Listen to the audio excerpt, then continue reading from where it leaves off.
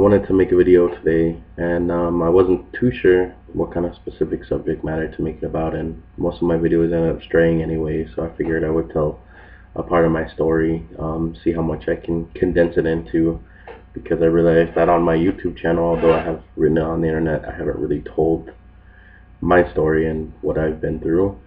So I figured I would drop a video that just kind of lets everybody in on my history with Scientology. So it started when I was a kid. My parents became involved in the church. I'm not exactly sure how or exactly when, because I was a little kid, I wasn't paying attention to things like that. I do know that it was probably around when I was 5 or 6 years old maybe, and my dad owned his father's business, and some people from a company named WISE, which is World Institute of Scientology Enterprises. They're basically a conglomerate of a bunch of Scientology-owned businesses. If any business becomes part of that Scientology network that uses L. Ron Hubbard's business technology, they have to pay royalties to WISE. And so that's how money from Scientology-funded businesses always makes it back to the church, because WISE is run by the church. So the church is very well set up to make sure that any kind of money that or all money that's made in the name of Scientology ends up back there. It's actually quite amazing, the network they have set up. So when I was 5 or 6, that's when my parents started getting involved in the church, and the Church of Scientology, and that is when I started to, I guess, really notice that we were swaying from my mom's and my dad's family. Particularly my mom's side, we were always really close. My dad, I know, has had a rough relationship with his brother, I guess, over the years. I don't know when that started, but I know that eventually I stopped seeing both sides of my family altogether. I can remember being, at first it was my dad's family, and then my mom's happened later. We moved slowly but surely further and further away, and my sister and I started on services. The first service I think I ever did was a communication course, which is supposed to teach you how to talk to people, which doesn't really work. It makes you look funky to everybody, which is why when Scientologists talk to people, you can tell they're a Scientologist. They talk weird. They look at you weird because they're all trained to do that. After the communication course, I was put on a course called Ups and Downs in Life. It's basically the equivalent of the PTSSP course, but it's like a shorter, smaller version with less big words for introductory people. The PTSSP course, or the Ups and Downs course, they're basically the first courses that introduce you to the idea of a suppressive person or a potential trouble source. Potential trouble source is somebody that has mistakes that makes mistakes or is sick, and they do this as a result of being connected to a suppressive person who's basically making their lives hell. It's basically an evil person is what a suppressive person is. It's what I'm considered now. Considered an evil person. It's basically like they're Satan, and a PTS is someone who's connected to them, and this is where this is why Scientologists don't like to admit when they're sick, why they often don't go to the doctor in time, why they don't get treatment when they should, because if you admit that you're sick in Scientology, you're immediately blamed for it, and you have to disconnect from someone, and you also have to endure confessionals, because that is one of the things I learned. The only way that you can actually be suppressed by someone who is suppressive by an SP is that you must have done something wrong. You have to have committed a crime, or what they call an overt. And I don't mean crime in the sense of against the law crime. I mean crime in the sense of against Scientology crime, which is pretty much anything that, I don't know, anything fun. So I did this course, and then I did one called Personal Values and Integrity, which is where, and I was probably 11 or 12 at the time. And Personal Values and Integrity is basically where you do your first OW write-up, which is short for Overt and Withhold write-up. Overts and withholds are religious transgressions. You basically have to sit down and write them out, exactly what you did, and then turn them into a supervisor. And then you have to go to ethics, and they have to tell you how to handle it. It's not the same as a confessional in the Catholic Church, it's much more embarrassing because a lot more people know. And when I was, 11, 12, I was looking at pornography on my parents' computer, and I had to admit to that. And then they told my parents, and it became a big thing. And my dad mocked me for it for a long time.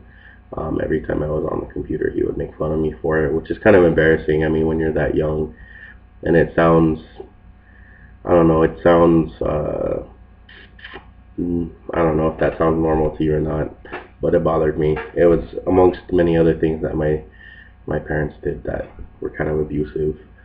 So after that, I did the purification rundown, and the purification rundown is basically where you sit in and I'm 13, 14 and 13 probably at this time, maybe 14. And you sit in a sauna for 5 hours a day sweating, and the idea is that you sweat out toxins because toxins are stored in body fats. So this is really my first introduction to a Scientology process, like their counseling, is sitting in this hot sweat box, taking mega doses of vitamins. I mean, I was taking probably up to like 3,000 milligrams of niacin, which is, I mean, it's been proven to be toxic recently, and I don't know if it had any long-term effects on me. I certainly hope not, but I guess I'll find out one day. So I'm a 13-year-old kid spending 5 hours a day in this sauna, just sweating, and because the idea is that, first of all, Hubbard apparently believed that you sweat fat, which is not even true. You sweat uric acid and water. Second of all, well, I guess that's really it. And you're supposed to you're supposed to eat like raw veggies and all kinds. I mean, there's a whole strict regimen that you go on during this time. And then afterwards, you do something called the TRs and objectives, and that stands for training routines and objectives. And basically, you walk around touching walls and books and bottles and answering questions about it until you feel like, I don't know, you're here. I don't know what it's supposed to be. And I mean, from what I've read, it's supposed to be some kind of hypnotic trance that it puts you in. It basically preps you for further indoctrination. So after this, during this time is when I'm being recruited for the Sea Org, and Sea Org recruiters a little bit different than your regular recruiter. They basically followed me to school many times, showed up in a car to pick me up. I'd walk halfway home and they would follow me in this car trying to pick me up. If that happened this day and age, I know the reaction by the school would have been different, but when I was in school, they weren't quite as big on it, and I couldn't let the Sea Org members get in trouble because, of course, that would have been my fault. They called me all hours of the day and night, and this went on for a year and a half. They would bring me into their office, which is basically in the Pacific area base, which is the big blue buildings on L. Ron Hubbard Way in Hollywood near Kaiser Sunset. That's where I would go, and they would sit me in this room and corner me and sometimes call, 5, 6, 7, 8 other people. They would sit me on the opposite side of the room from the door, stand between me and the door, hold the contract in front of me, and basically yell at me that I was wrong and bad and deprive me of food and sleep, and would not let me contact my parents. No matter how many times I protested that I wanted to call them, they would not let me talk to my parents. And they cornered me and basically broke me down until I was crying. And I was bawling in tears. And I finally got to call my parents, and they came to pick me up. And my dad screamed at me for not calling him sooner. I tried to tell him they wouldn't let me, but he wouldn't believe me. He insisted that they wouldn't do that. And this has been the thing I've run into so many times when I try to tell my parents about my experiences. So finally, I caved in, and in 9th grade, I was 15. I finally joined the Sea Org. I started on their stage project force, which is their boot camp, basically doing close order drills, making my bed to military standards, doing white glove cleaning on the room, and all kinds of stuff. You have to get up at the same time every morning. You have to get up at 6 in the morning, I think, eat breakfast, wash dishes. I had to wash dishes. I used industrial strength soap. My hands, my fingers would crack. I think actually the fact that I have such dry knuckles, I don't know if you can, I've been using lotion on them, but they're kind of messed up. But I think that comes from that. I think it's just left over. I don't know. Maybe I'm crazy. I have no clue, but I used that soap until my fingers cracked. Of course, you can't tell anybody about it, because if you tell anybody that your fingers are cracked, you're PTS, and you have to do a confessional, which makes your EPF take even longer. At one point, I remember getting screamed at until I was laying in bed crying, wishing I was home, because I used sealant on a floor instead of cleaner because I didn't know what sealant was. I just poured it in my mop bucket and used it, and I had to go back and strip the floor and then seal it again. I had to use floor stripper. I don't know if you know what that is, but I know what it is now, and that's why. Most of the time on the EPF, I spent crying, wishing I was going to see my parents, until towards the very end, I finally gave up and just resigned to the fact that I wasn't going to see them as often as I had been told. Finally, I was transferred into regular Sea Org living space and given a regular Sea Org job. I worked in the basement of the Advanced Organization of Los Angeles, which is on L. Ron Hubbard Way. I was working in their central files unit. They have, I don't know, tens of thousands of files on people with every bit of correspondence that's ever been sent to them. Some of it going back 20, 30 years to the founding of the organization. I was on a project to scan files into some kind of computerized system. You know, pretty standard. I worked from about, I don't know, 8 in the morning to usually midnight, 11 o'clock. Sometimes I would go home. At one point, I was in school for a while. I took advantage of that because I guess there was pressure from the outside world. Is the only reason I can think that they made us do that. I took advantage of that and, got my high school diploma. Most of the time I spent working maybe 100 hours a week. I mean, there was no, I got to see my parents. A couple of times I skipped off in the morning because you get mornings, one morning a week where you get to spend like, I don't know, 2.5, 3 hours cleaning your laundry and all that stuff, and you don't have to work. And sometimes I would use that time instead of cleaning my laundry to go out with my parents to lunch, and I got screamed at a couple of times, but I didn't give a shit. So I just went because I wanted to see my parents. And eventually I was promoted and bumped up to what's called a registrar assistant. Registrars are the people they're basically salespeople. So I got to sit there and watch people sign away their life savings, max out their credit cards for tens of thousands of dollars. They would buy, I don't know, basically mortgage their homes and stuff right in front of me. And I was part of convincing them to do that, even though I really had no concept of money. I mean, it didn't make any sense to me. Only now do I understand what these people were doing because I have a job and I make money and I know how tough it is out here and on my own. Something that took me a while to learn. So the whole time that I'm in the Sea Org, I'm living in these what they call berthings. It's basically the Sea Org dormitories, and I'm living in a room with about 30 or 40 other men and boys in it. I mean, you're talking for anywhere from, I think 13 was the youngest, all the way up to, I was 15, all the way up to, I don't know, in their 60s or 70s. And these men are all shoved into one room with poor ventilation, a broken window, no air conditioning, no heating. It was freezing cold, burning hot in the summer. There was snoring, farting. It stunk in there. It always smelled terribly nasty. There was a back part of the room which was meant for storage. It was supposed to have only boxes in there, and there were people living in there because they didn't have any room for people. This whole time we're being promised renovations after renovations, and from what I've read, the conditions haven't even changed today. We lived on these metal bunks. You're not really provided with much other than a uniform. Your clothes you have to bring from outside. You have to buy all your own hygiene products, and you have to buy your own, if you're a girl, your own makeup, your own feminine needs. I mean, everything you have to provide for yourself. This combined with the fact that we were making at the most $50 a week, average $25 a week the whole time I was in there, it led to theft. There was a lot of theft. I mean, people wanted what other people had, and people needed deodorant, people needed toothpaste, they needed toothbrushes, they needed everything, and if you had that, they would take it from you because nobody could buy their own stuff. And it was kind of pathetic and sad that it was that way, and that's what I dealt with for many years. I mean, there was lots of theft. If you left money out, it was gone. I mean, these are people that I were told were supposed to be the most ethical people on the planet, the best people, the goodest is, a good term for it. I know that's not a word, but, they were supposed to be the most good people I've ever met in my life, and they were just your average Joe. A lot of them were bad people. I mean, there were a lot of bad people I met in there, a lot of creepy people. And being in that room with all those men, I don't know, it was just nasty. I mean, you can imagine, there's too many people. Every square inch was covered with a body, and it's terrible. It was terrible. And it stunk. That was the main thing. It really stunk. So I would, oh yeah, and then the communal showers. I mean, I'm a, 15-year-old kid showering with grown men. It just, I mean, everybody's naked in there.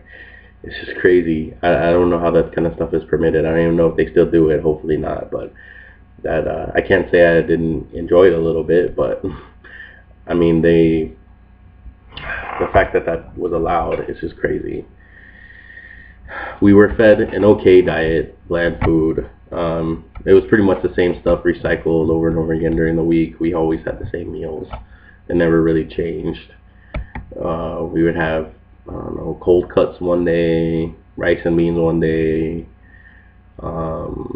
The officers or the higher ranking people in the Sea Org always got the good steaks and stuff like that when they were available. I got a few days off, I think, in the three years that I was there. I didn't really get that much time off at all. Supposed to get one day off every 2 weeks, but it never really works out that way. They work you to the bone. I mean, they work you till there were people, and the people in there. There were some old people I saw in there. I hate to say older people, you know what I mean. They were still working at 70, 80 years old. They were working the same amount of hours I was. And when they got too sick to work, they were just kicked to the curb and nobody gave a crap about them. It was pathetic. And I don't understand how anybody could still be in Scientology after seeing what happens in the Sea Org. The Sea Org is a bad place. It messes with your head so nasty. I've been diagnosed with PTSD because of what I went through while I was in the Sea Org. I got cornered and screamed at so many times. And I mean, I'm just a kid. I have no concept of what saving the world means. These people tell me I'm saving the world. I don't even know what the world is. I have no idea what the world is, and these people are telling me I'm saving it. It's crazy. So after I got sent to Florida to do some training in Florida, and eventually had an affair with one of my roommates, and I was kicked out of the Sea Org. I was sent back to LA and left on my dad's doorstep. I wasn't able to give him any warning. The procedure took months for me to go through to finally get out to where they would take me to my dad's doorstep. Finally, when I got there, I called him and there was no warm reception. My dad said some of the most hateful things that anybody's ever said to me that day. Those words haunt me to this day. I don't know how to make them go away.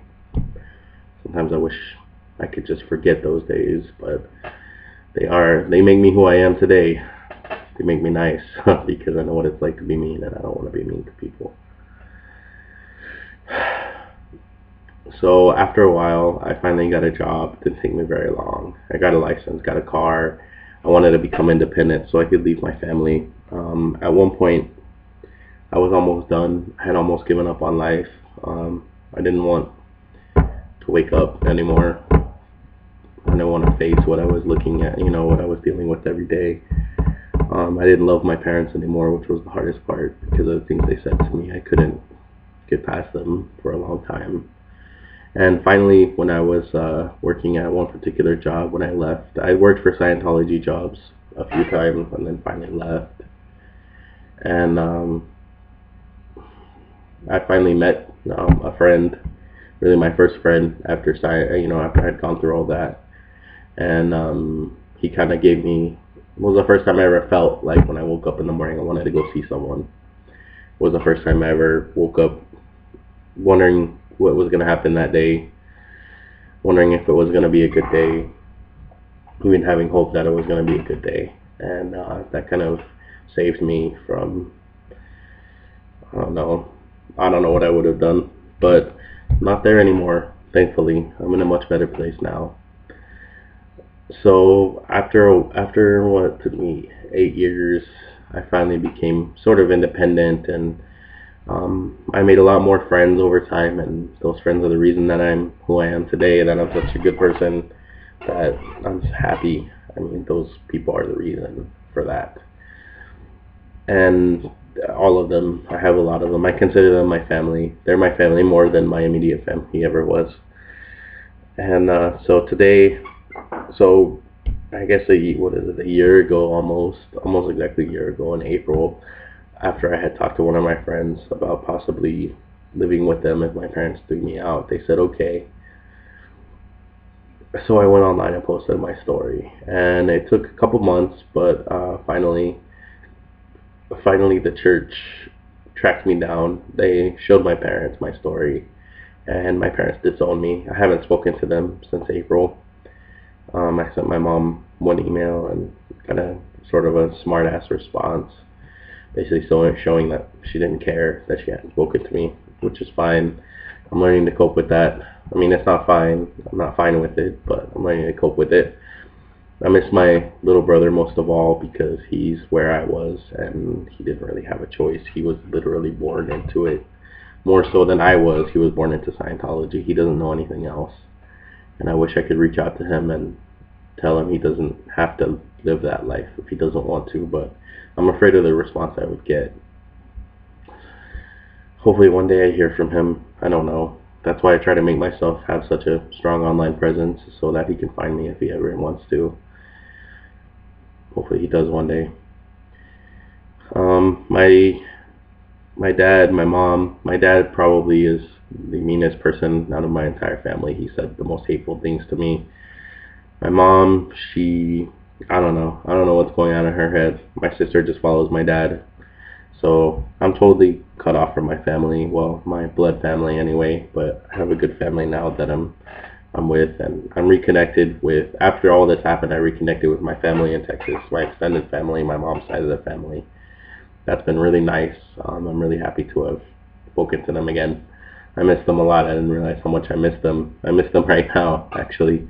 I want to go see them again. Hopefully I can plan a trip pretty soon. I've been to see them twice, and I've considered moving to Texas, but I haven't set my sights on it yet. I don't really have a job or any groundings there, and I don't expect any of them to take care of me. They have enough to do on their own. They have all of them have big families, but hopefully one day I can move closer to them or go see them more frequently. So that's my story. That's how I ended up where I am today. It's sort of an abridged version. I mean, there's a lot more detail, but I didn't want to cry on camera, so I didn't go into too much detail. Maybe one day you'll get to see a video of me crying. That's my story, and I just want to say that Scientology, it really messes with your head. It makes you lie to yourself. I mean, even though I know there's nothing wrong with the fact that I'm gay, I still feel that way sometimes. The church really got into my head about that. They teach you that gays are evil, disgusting people to be avoided, and it made me hate myself for a while, which was part of the reason that I was struggling so hard with those dark thoughts that I was having. And when I finally told some friends about it, and they were totally fine with it. I mean, at the time they didn't even know I was into Scientology, but they were fine with it, and it just shocked me. I mean, they were more receptive to me than my own parents were. And I don't know how I would feel if I spoke to my parents right now, but hopefully one day I get the chance to find out. Maybe not. I don't know. The last time I saw my dad, he was really sick. So if anybody knows anything about him or how he's doing, it'd be great to let me know. My dad's name is Darren Bloch. My mother's name is Teresa Bloch. My sister's name is Sarah Bloch, and my brother's name is Alexander Bloch. Also goes by Alex. He is currently working security at the Big Blue buildings in Hollywood on L. Ron Hubbard Way, near the Kaiser Sunset. So if any of you guys, you protesters or anybody see him, just tell him I'm thinking about him and I'm easy to find. Alright, thank you for listening.